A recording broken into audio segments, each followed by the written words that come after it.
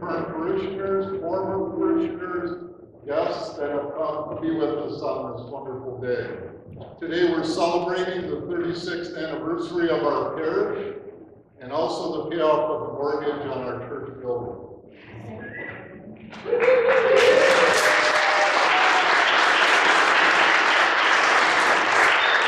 We'd like to start our program by reading the Resurrection Prayer, which you should have in front of you on the table. O risen Lord, the way, the truth, and the life, make us faithful followers of the Spirit of your resurrection. Grant that we may be inwardly renewed, dying to ourselves, in order that you may live in us. May our lives serve as signs of the transforming power of your love. Use us as your instruments for the renewal of society, bringing your light and love to all, and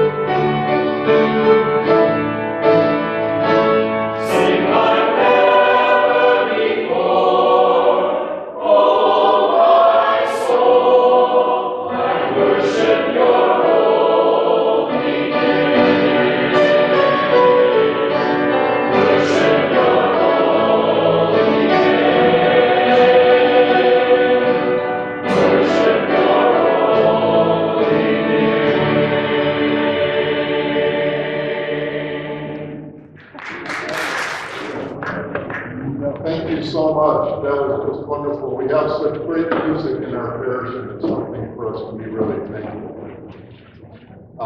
Now we would like to go to part of our program where we share some of the history of our parish and reminisce about some of the things that people remember from that time. We'll begin with the years 1978 through 1981, when Father Michael Moss was pastor, and Sue Kessler will now share some of the history and her. It's very nice to be first. I do not want to follow these eloquent and witty speakers like Sarah that are going to come after me. On Sunday morning, October 23rd, 1978, the first public mass of the week was held with 26 parishioners and friends joining in the Eucharist. Our introduction to the parish came through Ted Lawrence. He and Bob were talking at the hospital, and he said, "You have to go over to this resurrection place. The pastor is a high school classmate of mine, and he's a great guy." So we went. 5 o'clock Mass on Christmas Eve in 1978 was attended by 17 people. 7 of them were my family.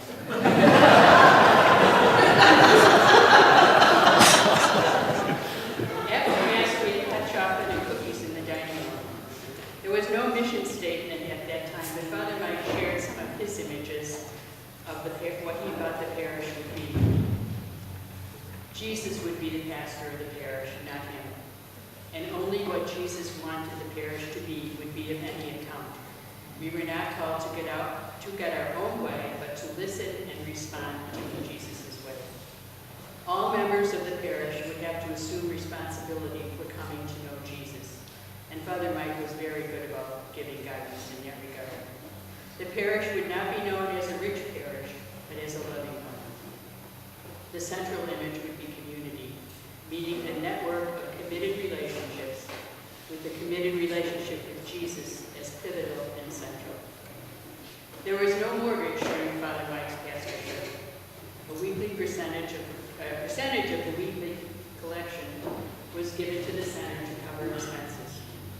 There was a close and connected relationship with the parish, the center, and the Resurrection Order. We were invited to share in the liturgies of the order whenever they were here, and that was always very enriching and fulfilling. In thinking about this talk, I decided to talk to our children to learn their memories and thoughts, because this would probably be one of their earliest experiences with a religious setting. And it was very interesting and touching. And these are some quotes. Father Mike treated us like a friend. He listened with total attention. There was always a quiet time during Mass, and we just sat there. He gave my little sister a big Jesus cookie when I received my first communion, so she didn't feel about that. He was very charismatic. Once there was a little kid kicking rocks out of the landscaping, and Father Mike stopped and said, "I know another way," and he showed him how to kick them back in. There were no funerals during Father Mike's pastorship. 6 months after he went to St. Louis, last Mother Day. We never knew how we learned of her death or her funeral mass, but at the funeral mass in Skokie, there he was on the altar to celebrate the funeral mass. That act of love, compassion, and kindness was universally remembered by everyone in our family. Now we will hear from the years 1981 through 1984, when Father Richard Breck was pastor, and Larry Fisher will now share 3 points with us.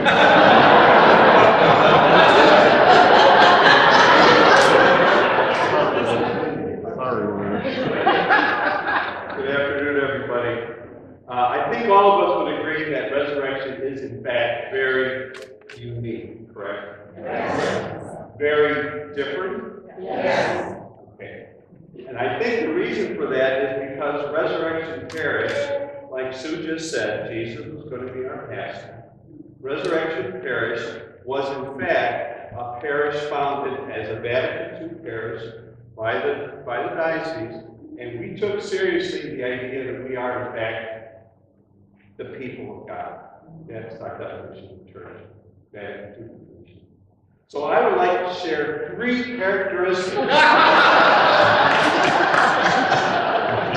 some people are laughing, and some people say, why are they laughing? Because Rich Greg was, in fact, a teacher, and he made his points very clearly stated in every sermon had 3 points. So first off, I would say that our parish has always been very welcoming. True or not? First time I came, somebody turned around, John introduced me and said, you're going to like it here. I didn't join it. We've always been very welcoming. That tradition continues when the pastor says, is anybody worshiping with us for the first time? Did anybody bring a guest? That is an amazing thing. I've never experienced that in any other Catholic church. People chose to come to this church, which means people came, and then sometimes people left. Remember, we're not geographic. And then sometimes people came again. And that's kind of cool. We're always welcoming. And so that idea of a personal parish that Sarah worked so hard on, and Father George and a lot of other people, that really does say who we are. We are a different kind of entity. We are a personal parish with that character. So the challenge is, how do we take charismatic Father Mike? Everybody loved Father Mike. When he left, we prayed over him. It was a very moving experience. Will that charism carry over to a second pastor, Father Rich Greg? At Father Rich Greg's parish, we had to become a real parish. By that I mean we had to have parish structures. And so for the first time we had a DRE, Mary Fox was hired as DRE. We had to have a religious education program. But even that was different. We had Parish Day, where adults went for religious ed, along with the children. How many people remember going to Husband School in Crystal Lake for our religious ed classes? All the adults were in the auditorium, and the kids went to their classrooms, and then we all worshiped together back on the stage in the auditorium. Later on, we outgrew the Husband, and we actually went to Marion Central, but that was a little further down the line. So we had to have a real parish with a religious education program. Father Rich wrote our first mission statement, and that included that outreach would have a part of every budget, every yearly budget. That was built into the very fiber of our parish. We had organizations, but not like regular parishes. We don't have a Holy Name Society or an Altar Rosary Society. We have small faith groups. We had Bible study. Is that a Catholic thing? We had Bible study. That's amazing. And that was such an enriching thing for everybody. You know, it started then, Rich had his love of Bible and, Scripture and so forth. So that was part as well. And then eventually we had service projects like ASP. We also had fabulous picnics on the center ground with the largest swimming slide in the history of the country. All the way down the hill. It was fabulous. The swing going into the ponds, which was doing, that was part of our parish. And finally, the last part I think that makes us unique is our worship experiences. I was searching for the right word, and exuberant came to mind. Our parish worships is very, very lively and exuberant. We invited people to come many times, and they said, the masses are so long. But it didn't matter. It didn't matter. That's who we were. I remember at the time, a lot of people in our parish went to Corsillo, the marriage encounter, so that exuberance filled up our worship space. We held hands at the Our Father. I had never done that in the Catholic Church before, and some people were kind of put off by that, but other people said that's, again, who we are as a parish. Prayers to the faithful from the congregation. No other parish I went to did that. We do. We continue to do that.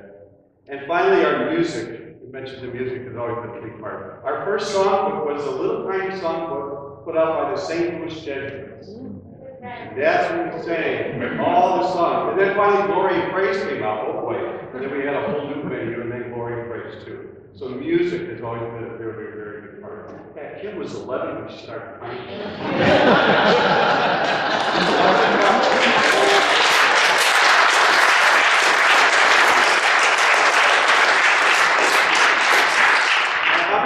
Remember the term coincidence? Yeah. Okay, coincidence. There's no such thing as a coincidence.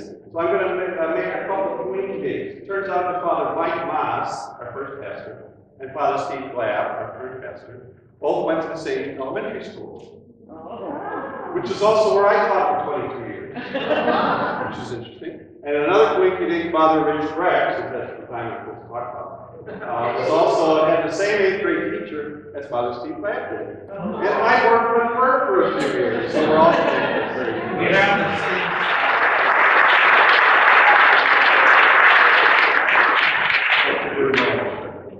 Now we will look at the years 1984 through 1987 when Father Jim Schultz was pastor, and Terry Loyola will speak to us about some of her memories from that time period.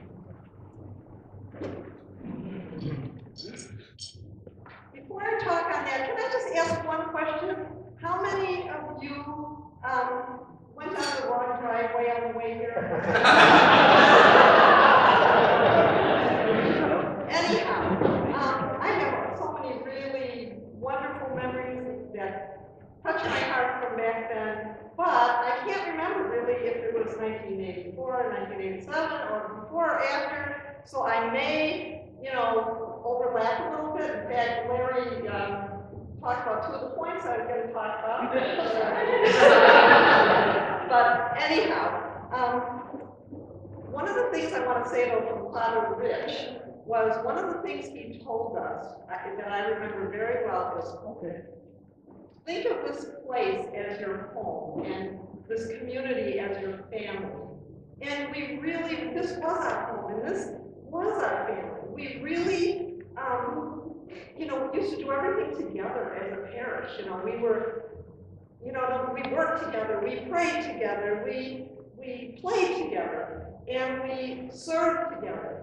And one of my earliest memories that I just love is I had the privilege of going to daily mass. And at daily mass, it was members of the community and some of the novices, because they were right here in the same building. And when it came to having the readings and for daily mass, we would break open the scriptures together and we would share our reflections with one another. And to do that every day was just so enriching. It was wonderful. And then afterwards, we would go to the room out there and we'd call it the breakfast club. And we would just continue sharing. Sometimes it got a little silly, but Then with working together now, Larry mentioned oh no, that's the wrong thing. Okay, this one's okay. We had Christmas decoration parties.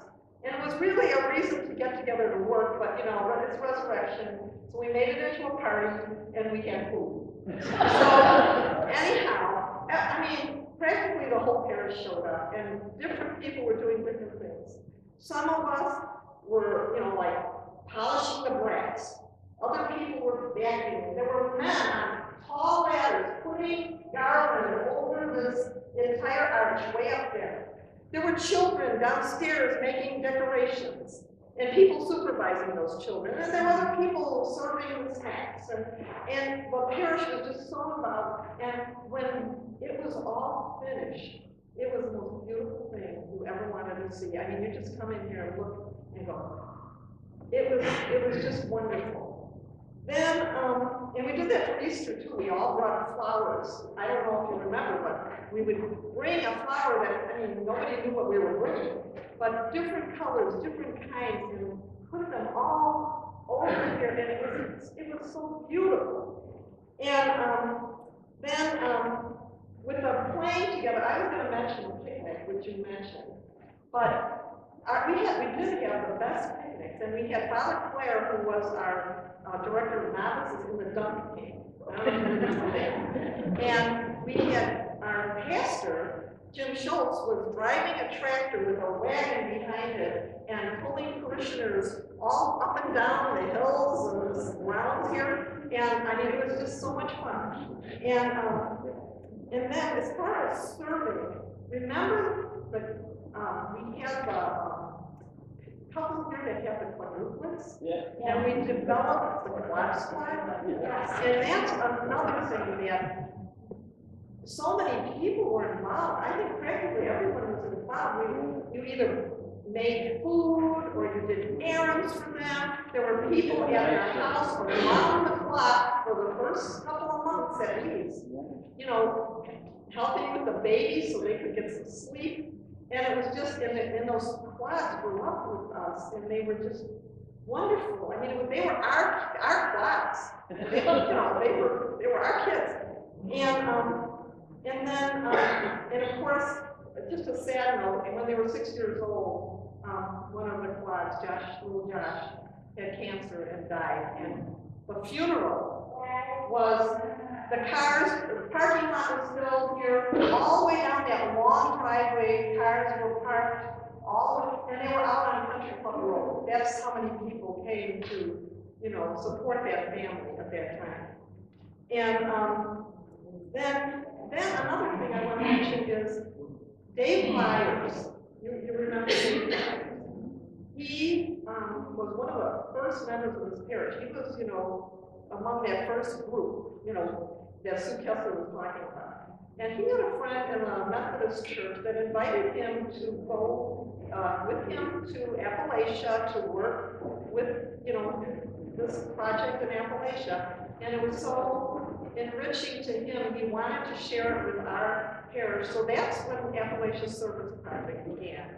And we've been doing that every year since, and if you haven't had a chance to go, it's really a worthwhile venture. It's wonderful. So now the other thing that Barry stole from me is I was going to talk about this little 11 or 12-year-old girl that used to play piano here at the and it was our, I don't know, up there.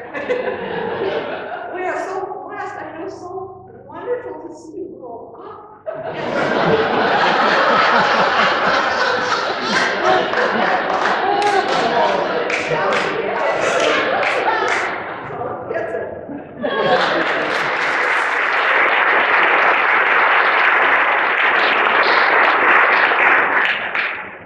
Now we will hear about the years 1987 through 1990. Father Henry Russell was pastor, and Connie Friend will speak to us about her memories from that period.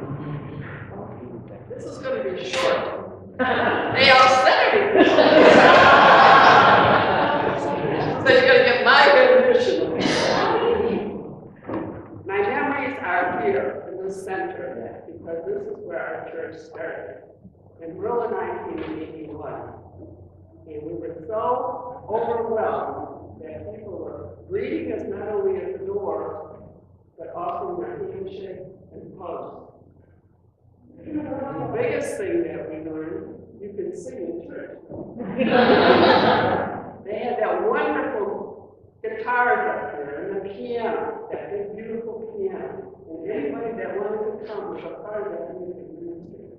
And Merle and I just looked at each other and said, "Where is the organ?" It was quite different. So we came back and again. And we actually started singing. Now you see me in my own voice. I don't know if I can sing good or not, but I enjoy singing so much in our church. Now we both sing, which is unusual for the world. So, but being in this building brought us the Congregation of Resurrection's mission to me. I'm a convert since 1958. And when I went to church all those years, we had 6 kids at another church, and another, Sofield School and everything, but I never got the feeling of the house of what it was really about, the deep roots, St. Francis, the whole thing of what resurrection is talking about. And, so that is my memory here. I mentioned what they've heard, the activities and everything that they mentioned already. I have it on my list, but they've already gone down. But we did come here. The reason we first came was for Vacation Bible School. And that was 9 o'clock, so that was the earlier period. But what was here too with me was they didn't give the kids sugar or cookies or anything like that for their snack at Vacation Bible School.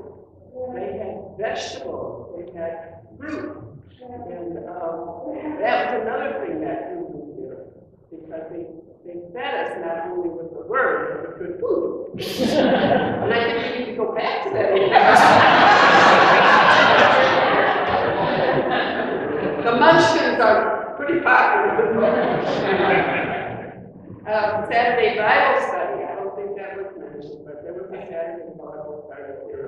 And it was upstairs. And that, as you mentioned, we never knew they had Bible studies in the Catholic Church.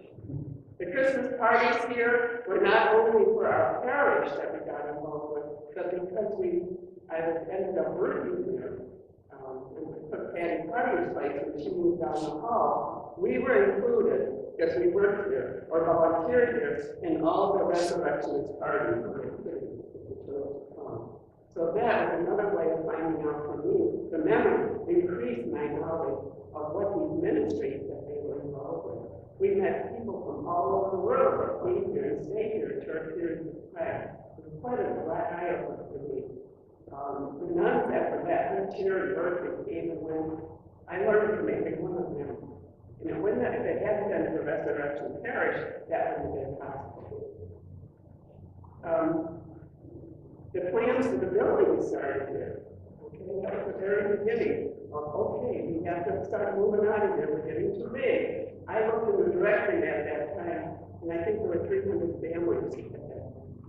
And we're very crowded, and the secretary was very busy too. So we both needed space. So we started our plans for the building where we are now.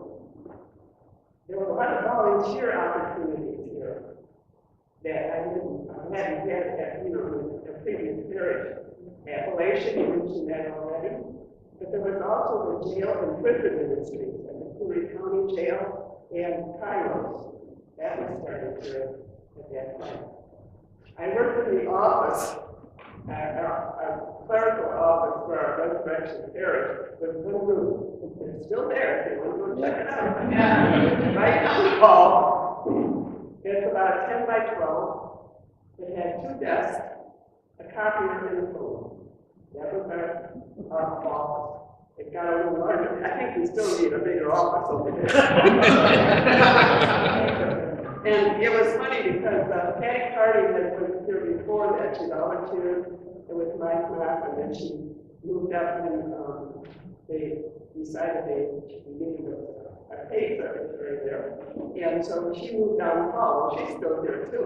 She's been here for how many years now? About for quite a while. So she's a kind of administrator in Loyola.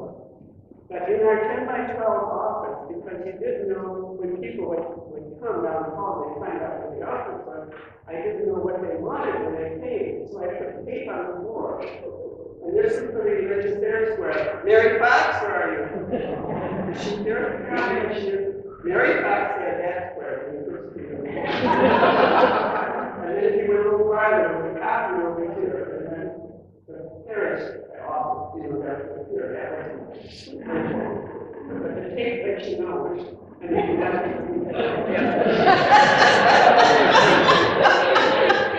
big stage to the left of that thing. Marriage encounters held here, also Cursillo, with a short walk in Christianity on a weekend. There were many people here that were involved with that, so we would invite other people to join that. There was also of course, the music ministry was mentioned so much. That was a big part here. And Jim Ivers, the center's director, was in the building. If he was in the building, he welcomed everybody at that door. Whether it was a whole busload of kids coming in for a retreat, or if it was just individuals coming in, he was always there to greet everybody. That welcoming attitude always was here. The food was delicious here in the cafeteria, and anyone that worked or volunteered here got to eat here. So that was some of our special things that we had.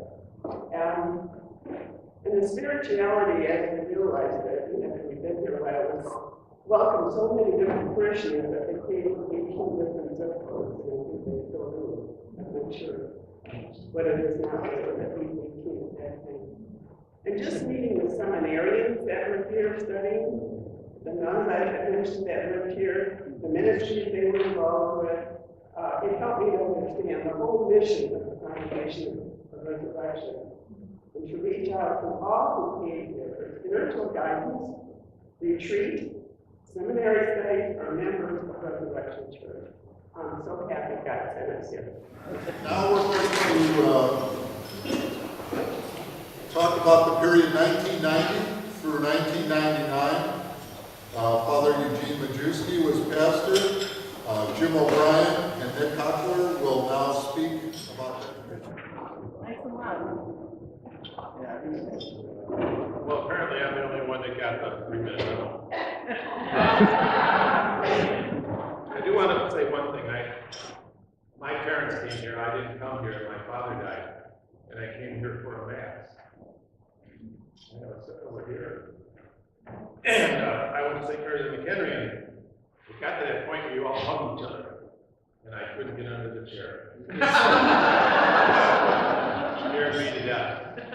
And I went to Brazil, and I ended up here. Okay, the early years. Gene Majewski, Father Gene Majewski, wasn't new to Resurrection Parish. He had celebrated Mass with us many times before becoming pastor. With his booming voice and his enthusiastic singing, he was an impressive figure. Gene joined a very vibrant, involved faith community that was ready to take the next step. To ensure that all members of the parish were represented in decisions made about the future of the parish, a pastoral council and committees were formed. We selected members for the first pastoral council using a process called discernment.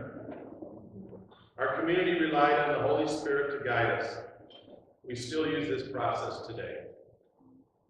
Pastoral Council laid a foundation for the future, creating long and short-term goals and an updated first mission statement that declared who we were as a parish and what we stood for. Small group faith sharing was an important part of parish life. I belong to a divorced, widowed, and single small group. It's where I met my wife, Mary. Gene's homilies were thought-provoking. They challenged you to examine your life and to look at yourself. Remember the famous one, you are not that important.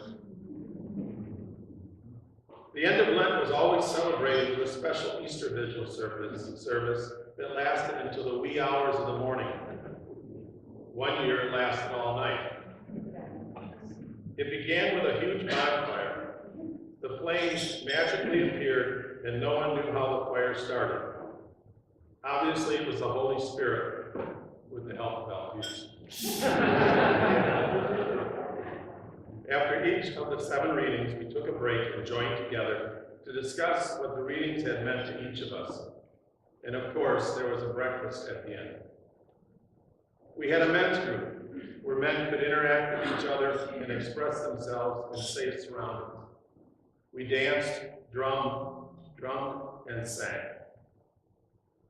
We were growing and had space issues with the center and had to rent outside mobile classrooms. Sometimes we had Mass in youth and adult education classes at Marion Center. Bishop Arthur O'Neill considered us a progressive parish. A new bishop with different ideas was installed. It had an impact on our parish. There were people in the parish that didn't like the changes. For example, inclusive language. Some felt that they were being yelled at and in the homilies and not told that Jesus loved them. The parish was divided into those that embraced the changes and those that didn't like them. The pastoral council brought in a mediator to help explain and understand the changes. When it didn't work, some people left the parish. Despite the struggles, the parish moved forward. The fact that we were different led this parish to become a personal parish today. The building of the new church and acquiring the land began. Father Gene was the longest serving pastor. He was here 9 years. Good afternoon, everyone. I've been asked to share a few words about building our church that is next door. As Connie mentioned, it was a long process. In 1988, Father Henry wrote a letter to accompany a booklet. The booklet was entitled Resurrection Parish, a New Building for a New Era. This was distributed to parishioners in order to bring them up to speed on the work that was done in the previous 5 years by various committees. They had worked much longer, since almost the beginning of the parish itself.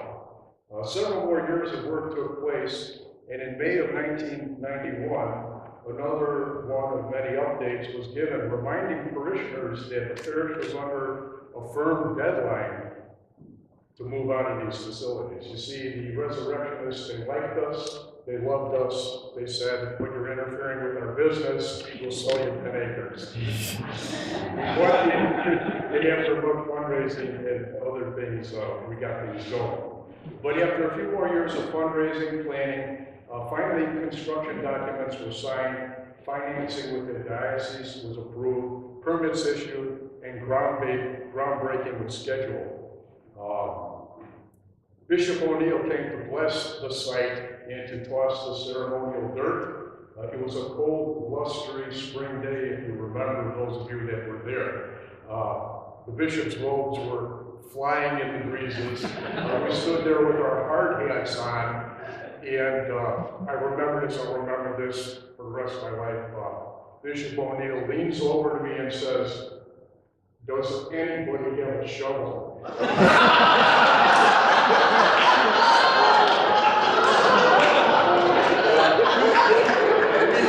We had shovels, we took the photo out, the ground over was broken. Soon construction began.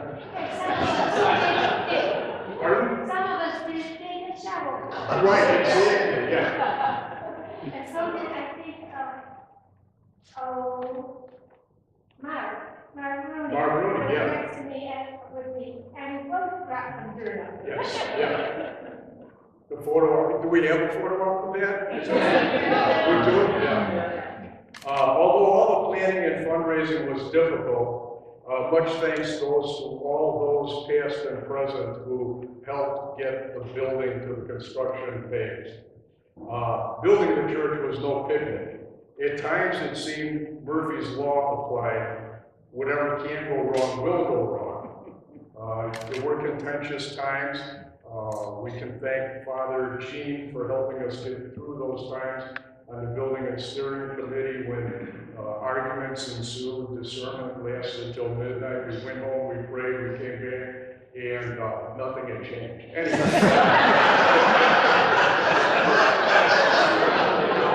Other times it seemed as if O'Toole's corollary applied.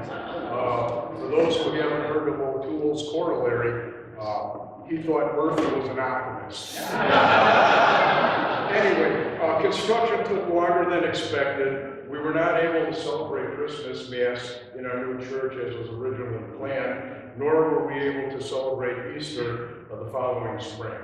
Finally, Father Gene put his foot down with the construction company that we were working with and said, we need to be in the building by the end of June to dedicate the building with the bishop, according to the bishop's schedule. Anyway, we weren't quite finished. McHenry County allowed us with a temporary certificate of occupancy to occupy the building for that one evening and have the dedication ceremony. We all had to vacate again for the next few weeks or few months, I don't remember, until all the finishes were completed and we finally got a certificate of occupancy.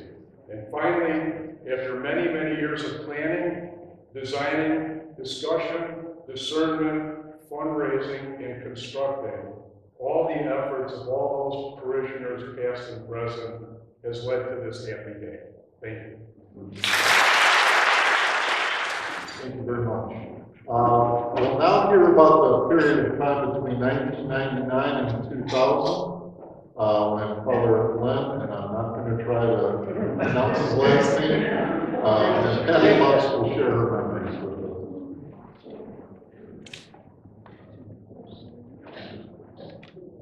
And seeing everybody get up here, and when I was asked to do this, I'm like, well, why would they ask me? I haven't been here that long. And then it hit me that I've been here for 24 years. Time flies when you're having fun. Don't get scared by all the stuff that I brought up here. It's just that I have the time period between 1999 and 2000, which is a short time period, but there was a lot of stuff that happened during that time. And when I was first asked to do this, I really panicked because I'm like, oh my gosh, I can't remember last week. How am I going to remember 14 or 15 years ago? But such as the way it is at Res, I was rescued by quite a few people, by Connie with her usual calm and assurance, and you can do this, and she gave me some hints, by Sarah, who gave me just this morning some really good new material, and by Gail, who I cornered when she came into the bank, and I said, you have to help me. And she said, there's these red Parish books in the library. Go in there and get them. So I went in there.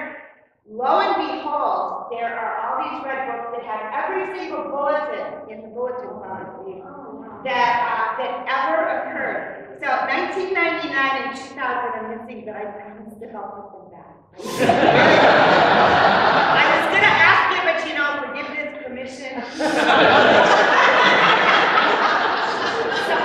I sat down at home and I started going through these, and the memories that came back were just absolutely unreal. On June 30th of 1999, we celebrated the 4th anniversary of the dedication of our church. That was also the last Mass that Father Gene would serve as our pastor. This ushered in kind of an interim time, if you remember, that we had an interim pastor. And we went back to the 3-point homilies. It was Father Rich, and it was fun. Then in July of 1999, it was announced that Father Len was going to be our new shepherd. And that's exactly how they defined it in the bulletin, our new shepherd. And the parish set up a series of welcoming events that were held at parishioners' homes. That is so Res. It involves food and welcome. To make our new pastor feel at home. Father Len, to me, was always the epitome of gentleness and quiet strength and just plain niceness. But this morning, Sarah kind of showed me a different side of it. So I have to tell you about this too. But did you know that he served in Vietnam? He did, and that he wanted to study to be a doctor.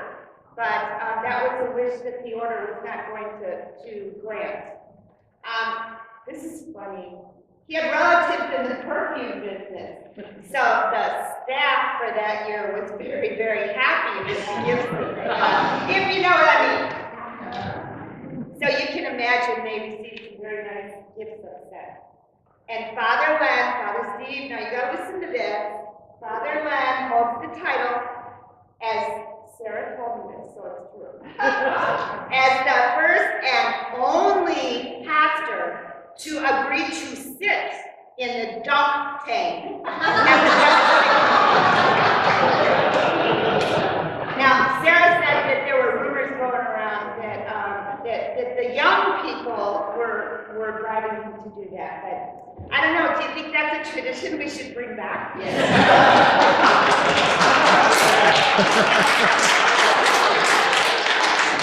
I don't think we should violate the memory of Father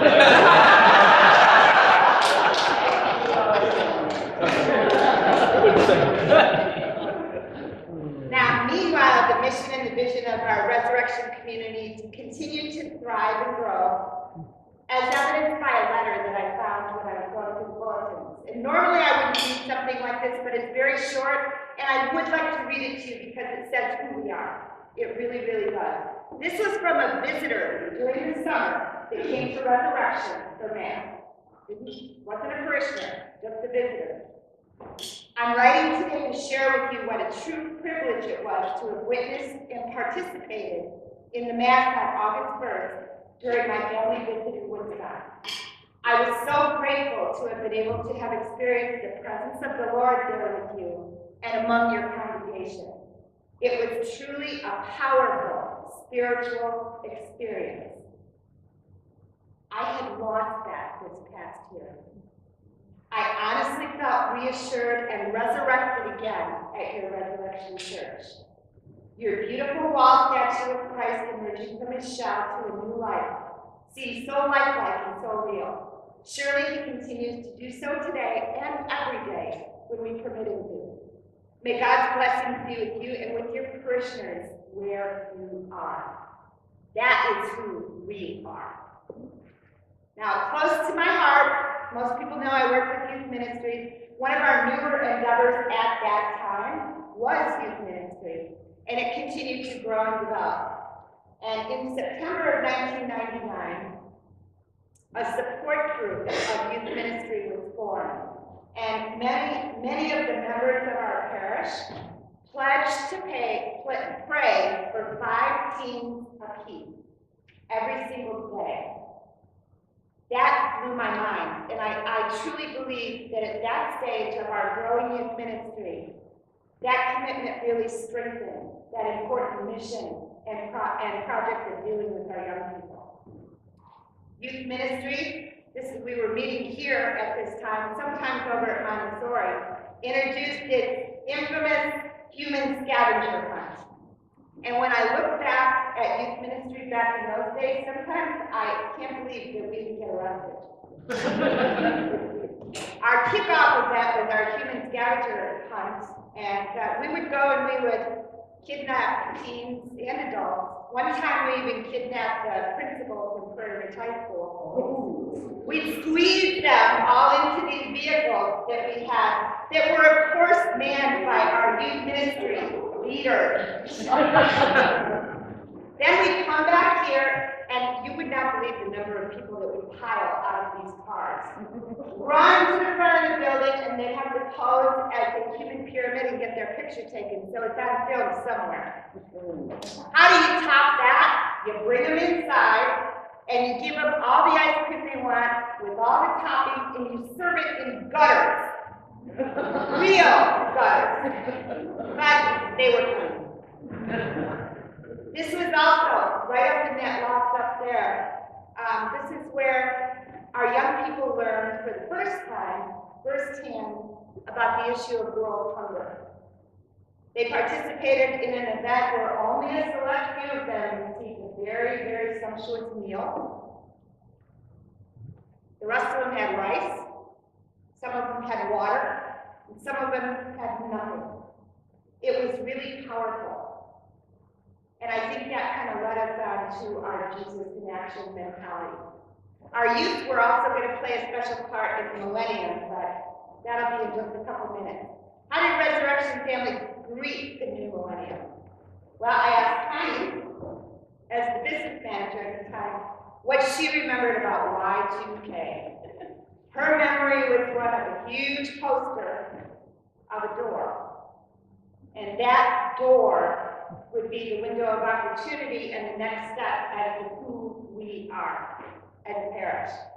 The Diocese of Rockford announced 2000 a year of Jubilee. Remember that? It was the coming of the new millennium. And as a component of the Jubilee, a millennium special was declared.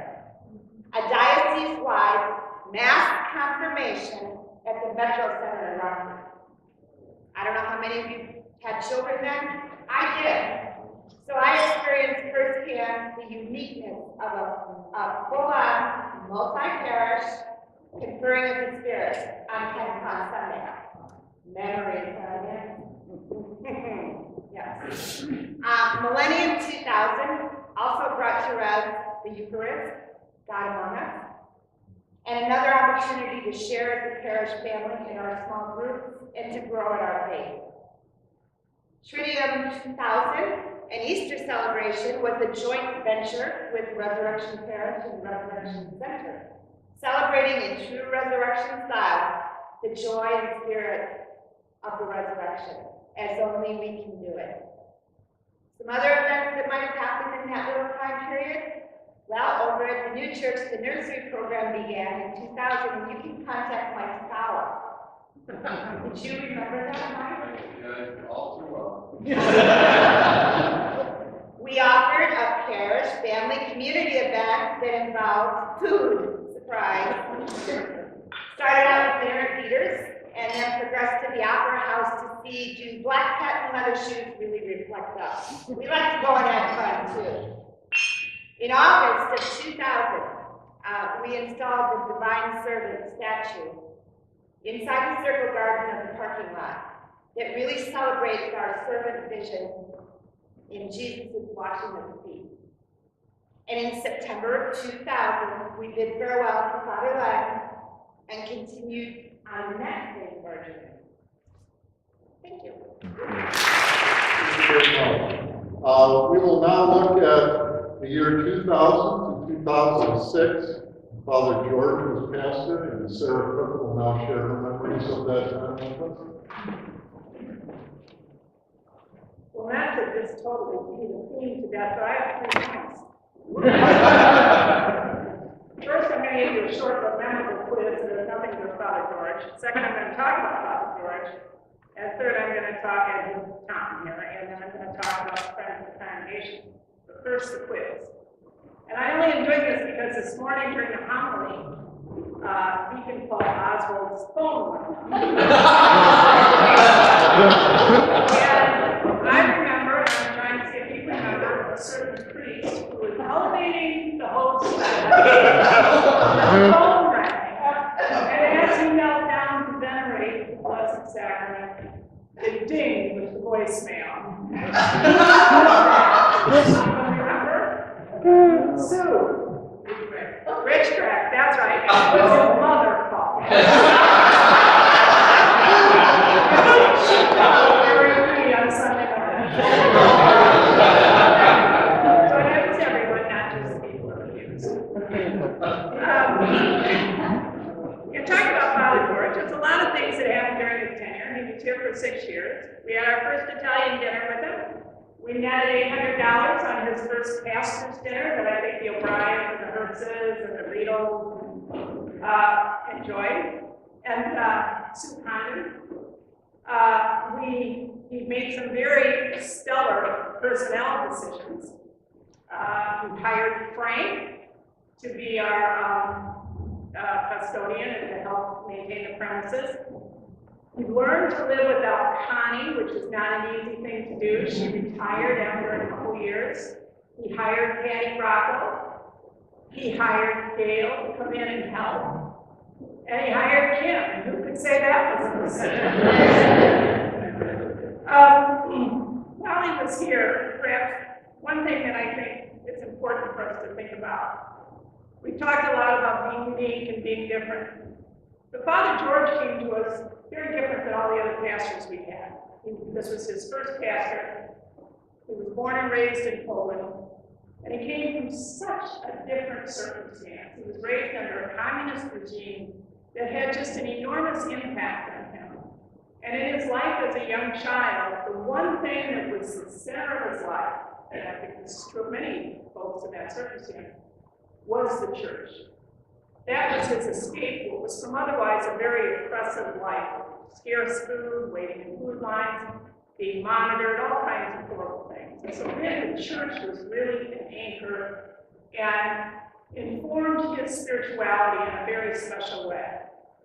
And I think it was good for us to experience someone who was coming from a very traditional background, as we had for many years perhaps been on a very progressive path. We are a church that embraces all styles of spirituality. And his time here brought that back home to us in many different ways. He had a lot of different traditional type of things he liked to do that we hadn't done here for many years. But we did it, and we brought our own signature to those things. And I think we learned a lot from him when he was here. I think it was a very special thing, and we experienced that at that particular juncture in time. When I went to put Russian sage in the garden, I wanted to add Russian sage out there, and he wouldn't let me do it. To this day, I would still recommend planting this. I got 3 things in those 6 years he was here. This is to Mary O'Brien and Paul Stegmeier's credit. I got Wilbur, my dog, from ASP. Came home with my son Tom. Everybody in the parish seemed to know it except for me. I got my job on liturgy, which to this day will be one of the great things I will value for It was so much fun. I learned so much, and it was just great working with so many different people and all the different pastors. So that was an enormous gift for me. And perhaps the greatest thing I got is I got an awakened vocation, because it was during the time that Father George was here that we formalized what everyone here has talked about today, and that is the idea that we are resurrectionists as lay people. It is not just our professed brothers who work with us. And that our lives as resurrectionists is formalized through forming the Lay Association of Friends of the Congregation. That was an outgrowth, kind of by accident, of the diocese saying that they were going to start enforcing territories. And the territory that they were given to resurrection went from Crystal Springs Road to Hillside and Country Club Road to Walker, which meant the Kesslers, the Cooks, the Newmeisters, and Ed Council were the parish almost. There weren't hardly anyone who lived in those boundaries, including the pastor himself. So something had to be done, and Father George spent a little time, quality time, pouring through the canon law, and came up with the idea of a personal parish.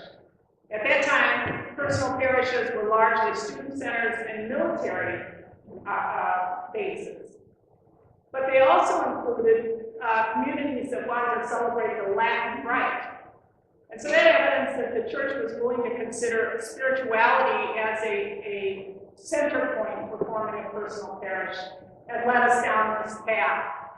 And very successfully so. It only took about 10 years to do. It was Father Steve who wrapped up the work on it many years later. But the personal parish got us to thinking about the Lay Association. And in 2005, we formed the Lay Association. And many of you came to those organizational meetings we had. And I remember one parishioner, who was Ted Lawrence, was there, came up after the meeting, and he said, you know, if you're going to form this Lay Association, then you should have buttons or something we all can wear. So I started researching where we could get buttons or something we all could wear. And I found a place in Colorado that would make these Friends buttons. Father George had designed this logo with a resurrection hat when he added the Friends to it. So I called this guy and we discussed it, how many orders and all that. These aren't going to look really junky, are they? He said, lady, you're paying 62 cents for each one of these.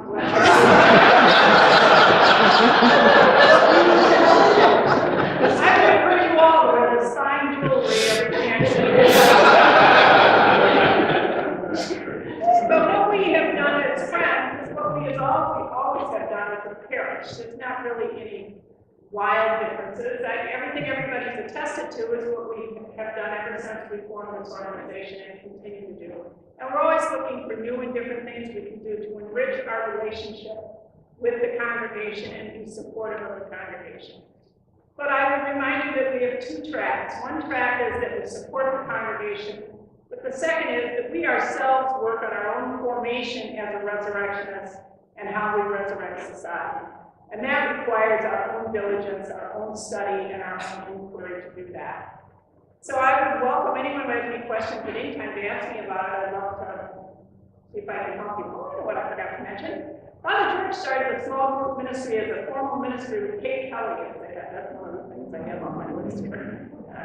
So anyway, that's basically it. If you have any questions about Friends at any time, please don't hesitate to contact me. Thank you, Sarah. Now we'll look at the time period of 2006 through 2007. We'll ask Carol Scala to please share her memories of that time period. I got this email that said I was supposed to talk about the time of the judges. Most everybody is talking about our shepherds. We've had these great pastors, and we just heard about the Friends of the Congregation of Resurrection. But the time of the judges was different. So first, the Bible verse. In those days, there was no king in Israel. Everyone did what was right in his eyes. From Judges 21, verse 25. So that might sound a little chaotic. However, I assure you, it's not meant to be a description of anarchy, because biblically, if you go back, most of these people They're devoted to the Torah, and so they were making the right decisions. We also need to realize that historically, judge isn't quite what we think of in the modern sense. In a historical sense, in the Bible, the judges are the leaders who arise during this time. They unify the people, they deal with the spiritual problems and any exterior threats. Now, there were 17 judges in these biblical times. There were maybe for a few years they would be a judge, or maybe for a few decades. There were males and there were females. For example, names like Deborah, Samson, Samuel. Now, the resurrection judges, well, we didn't have 17 judges, and they didn't last for several hundred years, but there are some similarities. So when I was given this topic, at first I thought I should speak about all the various pastors and priests and religions who during this time period helped lead and shape our parish. But then I realized that those priests, while they may have been the instruments helping with the sacraments, they were not what really united us, nor what can guide us through this unusual or difficult time.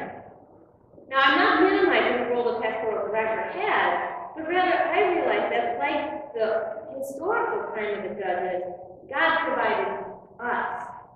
Our judges arose from our community of parishioners. Now, in many ways, our faith grew, our commitment to the parish strengthened, our community unified, not because of a pastor, but because of us. Without a true pastor during this time period, we as Resurrection had no choice but to live our Resurrection parenting statement. Here's an excerpt. We believe that God calls us to live together as brothers, sharing the gifts that we have received, supporting one another, praying and working together for His glory. He has called us to be a community, which is a living sign of the gospel values of justice, truth, and love. Also, as resurrectionists from Lutheranism, we believe that God calls us to work together. This also requires that we build and teach others to build a Christian community in which we all can experience the hope, joy, and peace of Christ's resurrection. We talked about these shepherds, these priests, the religious that have led us to this point. We also talked about the friends of the Congregation of Resurrection. Well, the time of the judges was our time, when we arose from our midst and we led our parish in music, in finance, in education, in the building maintenance and the decisions, in arts and environment, in our mission. We grew in fellowship. We reached out to others. In the time of the judges, we were served by what seemed like a multitude of priests and the religious. Technically, for 6 months, we had Paul Sims, and for 6 months, we had Rich Greg. But there was also these names: Greg Kaminsky, Father Len, Father Tom Dempsey, Mike Danek, and many others who came and filled in when we had no one shepherd of our own. It was in this transient time, we, as a Resurrectionist parish, we learned a lot about ourselves. We came together as a community as we waited for our next pastor to arrive. In this time, we stood on our own. We led our people. We became like the judges. We were like the judges, and we are still to this day the Resurrectionists. Time of judgment. Thank you very much. Now we will look at the time period of 2007 to 2009. Father Glenn Baptiste was pastor at that point, and Chip Yeager will now share his memories of that period with us. First start by saying it's kind of humbling being one of the newer members of the parish in this room here, to hear the whole background that brought us to this point, and how far back some of these great traditions go. I think it's pretty amazing. The challenge was in talking about a priest that was in our so recent past, what was new during that time? Because, of course, I know that you know that we all remember. Father Glenn pretty well.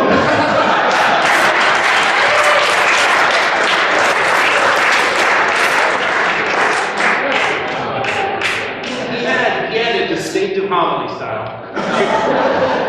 But he also had an intense way of listening to you and a keen sense of fashion. He was a pretty dapper guy. So while he was only part of Res, I was going to say for a short time, though, that seems more the rule than the exception here. His influence on our parish was pretty significant.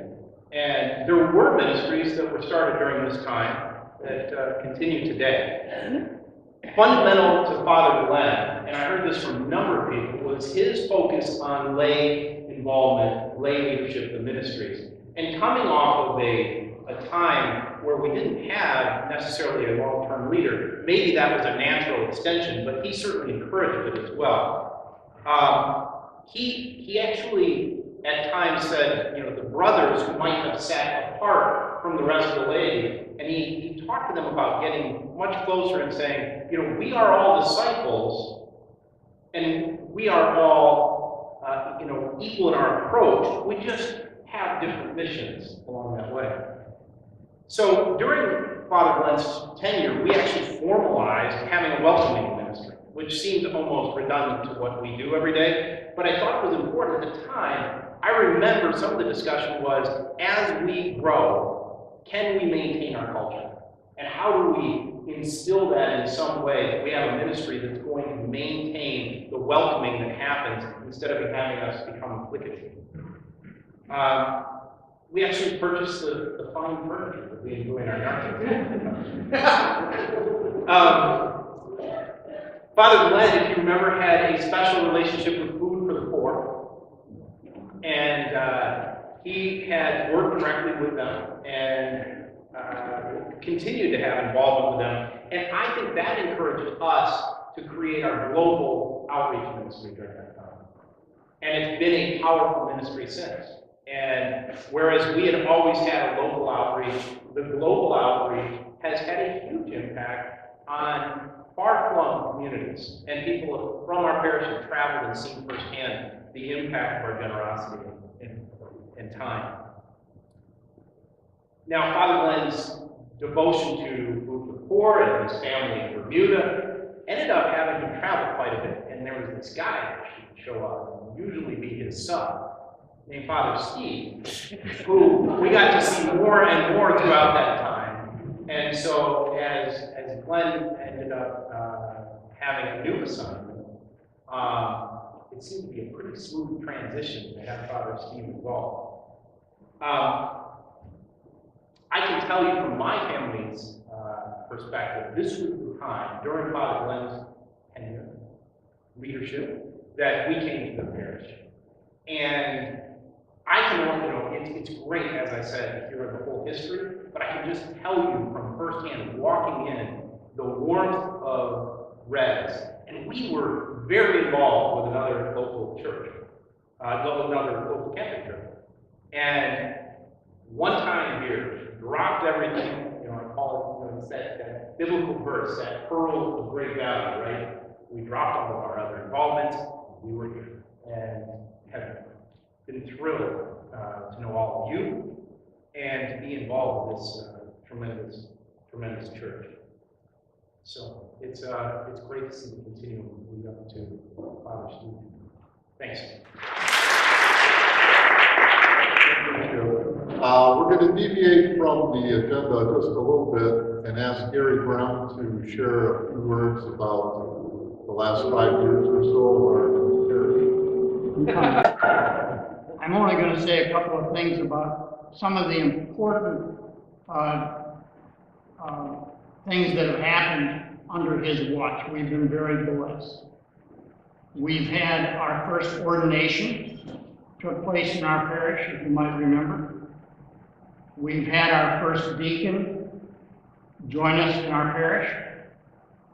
We've had 2 new ministries. We talk about getting the ministries involved. Time Out for Women and the senior ministry. If you haven't been to either one of those, they're well worth your time. Not that I go to the timeout for one. But I've seen what kind of food they bring. And then finally, I'm done. We've got more help, of course, from Brother Chris. Thank you, Father. Arthur, need to please come up and do a scripture reading for us. This is a reading from the Gospel of John, chapter 15.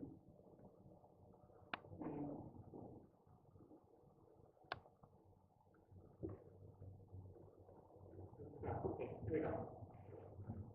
Truly, truly, I say to you, he who believes in me will also do the works that I do, and greater works than these will he do, because I go to the Father.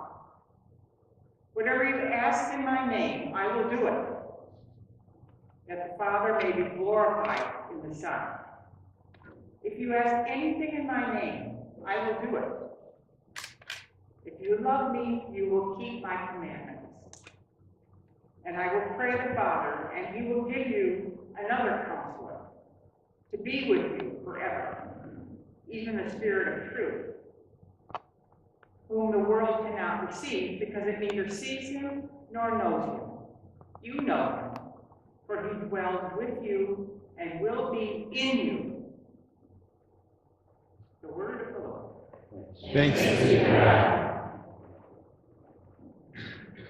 At this time, if I can ask Brian to please come up.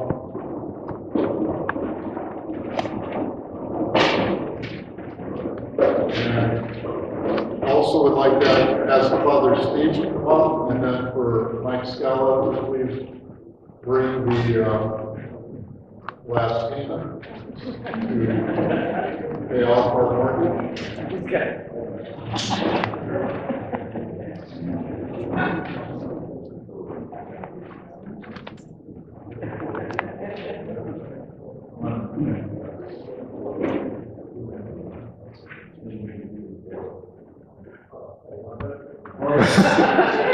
I think the bill that we get every month, this is the last month of the statement.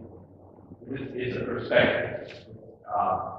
Because on every statement tells you where we started.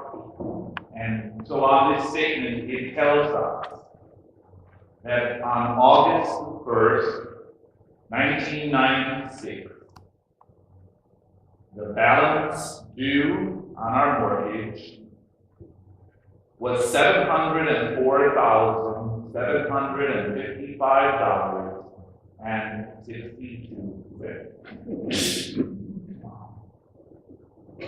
Prior to August 1st of 2013, we had paid $622,000 and amount after that. It is a milestone, and it's not only, a matter of money. It really represents a statement of faith. It's a statement of the faith that so many people, obviously so many here today, others who preceded us, others who are not here but have joined our community, the faith they have put into what resurrection is. It is a character. In the true meaning of the word, and the word is a gift. And I really do believe, I honestly believe this. I don't think I would stay here as long as I have. Longer than most.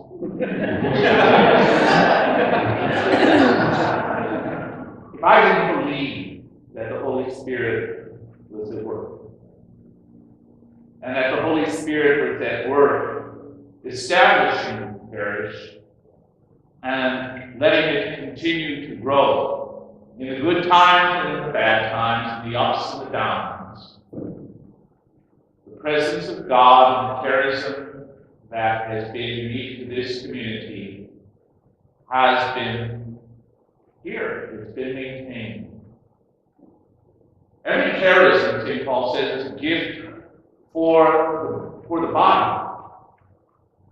I believe our existence as a parish community, believe this or not, it's a gift to the Rockford Diocese. Because in the midst of the different trends that have occurred in the Church, in the Catholic Church, both universally and more locally, there is something maintained in this parish and in this community that continues to be a gift and in some ways a prophetic sign to the rest of the church and the rest of the world. And so I'm going to sign this, but in many ways you've already put your signatures on this, because by the faith you place in the community that this has become, your faith has made this day happen. We've reminisced over the many years of history, a rich history. We need to know how rooted we are in that history.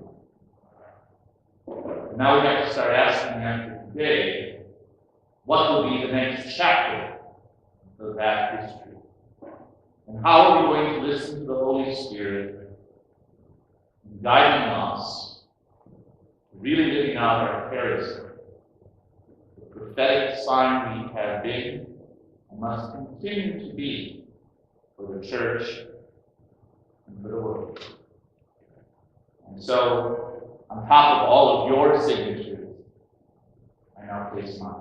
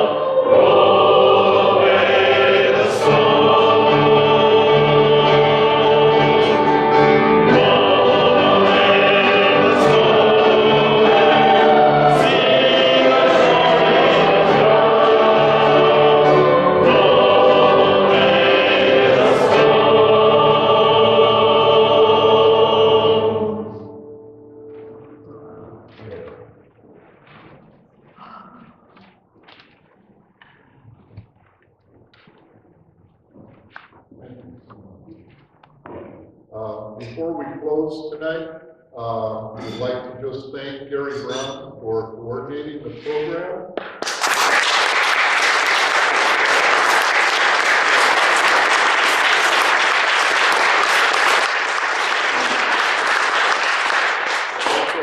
Thank Michelle Blackney for coordinating the food and beverages.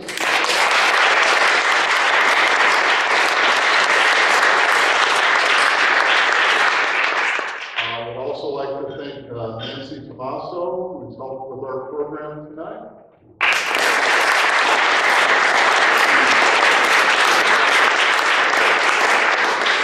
Last but not least, Steve D'Amico, for all of you.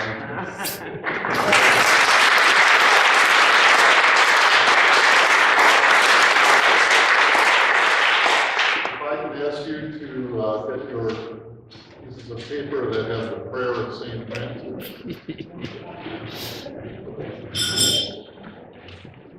If you were at the 8 o'clock mass this morning, you saw my husband do something. I didn't know what he was doing. He put his hand at the end of mass, and I thought, Gary must be put him up to making an announcement about today. He said today is Priest Appreciation Day. And we were able to honor Father Steve.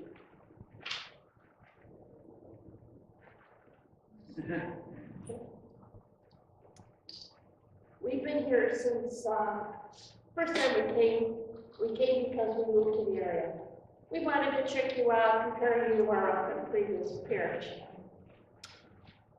God, in his infinite wisdom, had set up the Holy Spirit, and he said, you guys go check out parishes. I know where you belong. And we came here, we went to 4 other parishes, and I said, that's it. We have to make a decision, and there was no decision. Today, thank you for all the hard work you've done through all these years to be open to accepting us. There are people that are going to come after us.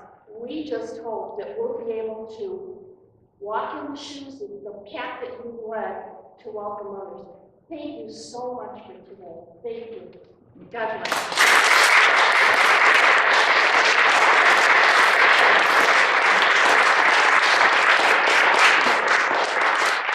Thank you to all our speakers today for all their great memories. Now, if we could please conclude with the prayer of St. Francis. Lord, make me an instrument of your peace. Where there is hatred, let me sow love.